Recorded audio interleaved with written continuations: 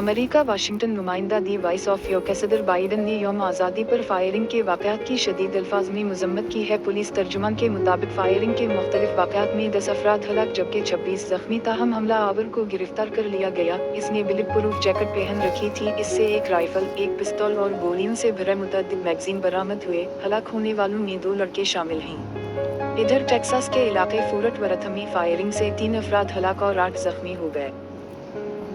रियासत मिशिगन के इलाके लानसनग में फायरिंग से 1 हलाक और 3 जख्मी हो गए। शुमाली कैरोलिना के इलाके चारलूटी में फायरिंग से 4 अफराद जख्मी हुए। रियासत ओहायो के इलाके अकरून में फायरिंग से 1 हलाक और 7 जख्मी हो गए। अमरीका में यौम आज़ादी पर फायरिंग के मुख्तलिफ वाक़यात में 10 अफराद हलाक और 26 जख्मी हो गए।